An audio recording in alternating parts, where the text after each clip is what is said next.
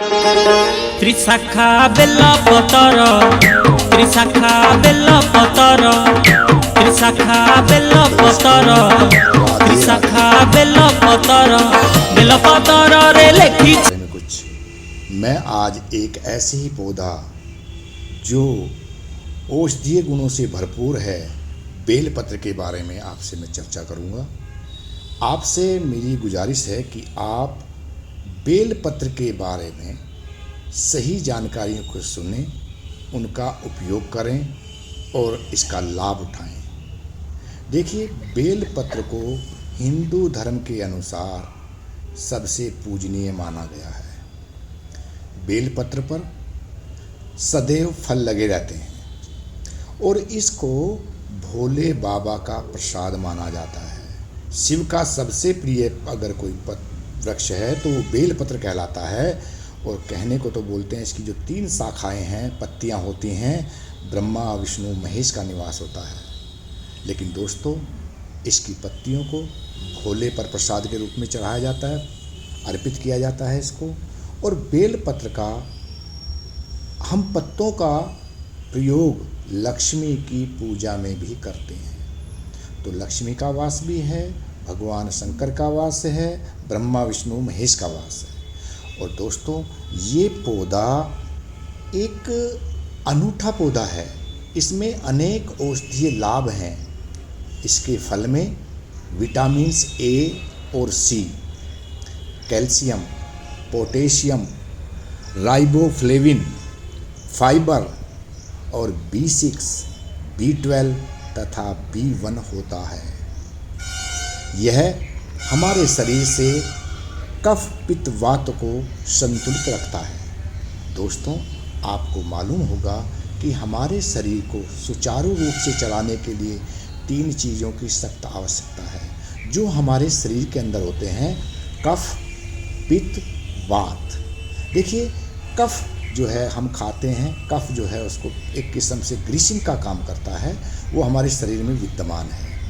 पित्त पित्ताशय में बनता है और जो हम खाते हैं उसको पचाता है। वायु हमारे शरीर की बॉडी को ठीक ठाक रखने के लिए वात का होना निरंतर आवश्यक है। तो ऑक्सीजन हमारे शरीर के अंदर जाती है, बाहर निकलती है, तो वो वात कहलाता है। तो कफ पित्त वात में से अगर एक भी असंतुलित हो जाए, कम या ज़्यादा हो जाए, तो हम बीमार पड़ जाते हैं। दोस्तों, ये तीनों चीज़ों को संतुलित रखता है।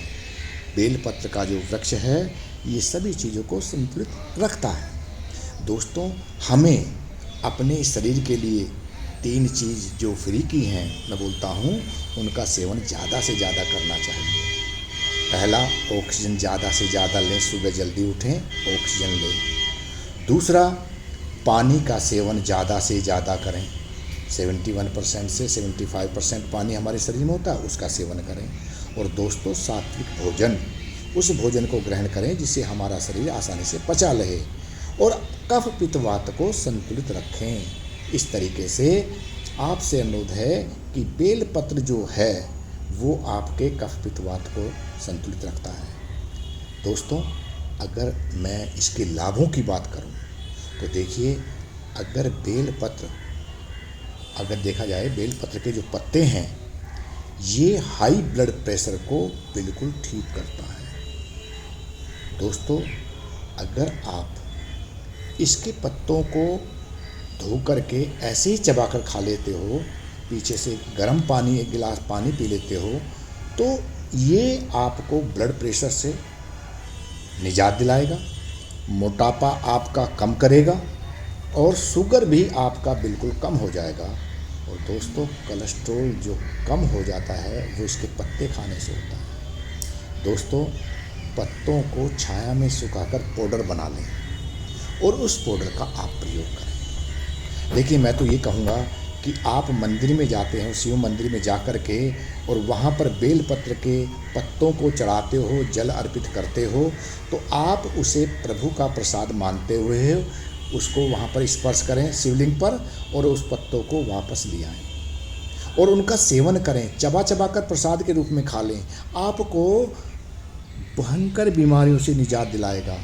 जो आपके शरीर के अंदर यूरिक एसिड बना हुआ है घुटनों में, पैरों में दर्द होने लगता है, यूरिक एसिड जिसकी मात्रा बढ़ जाती है, यह उसको बिल्कुल ठीक करता है। दोस्तों, कोलेस्ट्रॉल को तो कम करता ही करता है, साथ में शुगर भी कम होता है। तो ऐसी चीज़ देखिए, बोलते हैं कि जब शंकर भगवान ने जहर पी लिया तो ठंड पहुंचाने के लिए उसको बेलपत्र का सेवन करना पड़ा, और बेलपत्र से उसके शरीर का जो जहर था वो निकल गया। दोस्तों, मंदिर पर बेलपत्र चढ़ाने से बेहतर है कि अगर जितना पत्ता है उसको छाया में सुखा करके पाउडर बना लें और गर्म करके उबाल करके पानी में उसको 1 गिलास पिया जाए तो इन बीमारियों से आपका निजात मिल सकती है। दोस्तों, अगर देखें, जो शास्त्रों के अनुसार कहा गया है कि ये इतना पवित्र पौधा है कि अगर कोई मृत व्यक्ति को, उसकी अर्थी को इसके पेड़ के नीचे से गुजारें तो बोलते हैं उसको मोक्ष प्राप्त हो जाता है। इसके फल का कोई सेवन नहीं करता, कोई पक्षी इसको नहीं खा पाता। इसका जो जूस वगैरह है वो गर्मियों में गर्मी से निजात दिलाता है। इसके अलावा दोस्तों, अगर मैं कहूँ आपसे कि इसका सेवन आप दिन में 2 बार करें तो आपको सुबह खाली पेट और शाम को खाली पेट इसकी पत्तियों का सेवन करना चाहिए। इस पेड़ को आप ठीक से पहचान लें। इसके 3 पत्तियां निकलती हैं, हर एक पत्ती में 3-3 पत्तियां हैं, और ये बरसात ऋतु में इसके जो छोटे छोटे पौधे हैं वो मिल जाते हैं। आपसे मैं ये भी अनुरोध करूँगा कि इसकी वंश वृद्धि के लिए इन पौधों का आप ज़्यादा से ज़्यादा लगाएं। ये बहुत विशाल पेड़ हो जाता है और इस पर फल भी जो हैं गर्मी के दिनों में आते हैं, और उस समय इसका जो है आप जूस बना करके इसका सेवन करें। ये फाइबर का काम करते हैं, ये आपके शरीर के अंदर जो कब्ज है उसको भी दूर करते हैं। ठंड से आप इसको, गर्मी से आपको निजात दिलाते हैं, शरीर को ठंडा रखते हैं। तो ये औषधीय पौधा, इसको गुणों को आप पहचानें। शिव पर चढ़ाने से अच्छा है कि स्पर्श कराएं और उसको घर लाएं और उसको आप ज़रूर चबा चबा कर खाएं। आपको लाभ ही लाभ होंगे। मैं समझता हूँ कि आप जब इसके वृक्षों का जहाँ खाली जगह पर हो वहाँ पर आप इनको ज़रूर लगाएं, वृक्षारोपण करें। इससे ऑक्सीजन तो मिलेगी ही, साथ में ये औषधीय पौधा को फलने फूलने का मौका मिलेगा और ये बीमारियों से आपको निजात दिलाएगा। दोस्तों, इस प्रकृति में बहुत से पेड़ पौधे ऐसे हैं जिनको हम जानते हैं लेकिन उनका प्रयोग नहीं करते। आप भूल रहे हैं कि प्राचीन समय में, आपसे मैं 50-60 साल पहले की बात करूं, ये डॉक्टर इतने नहीं होते थे।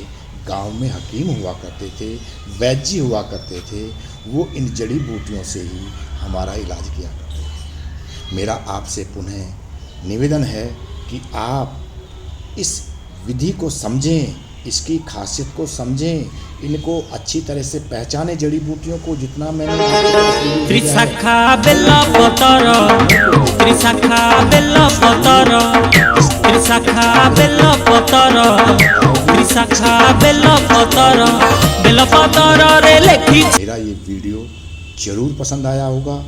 आपसे रिक्वेस्ट है कि आप मेरे चैनल को ज़रूर सब्सक्राइब करें, कैप्टन स्नेहा 126, और मेरी इस वीडियो को लाइक और शेयर करें, सब्सक्राइब करें चैनल को।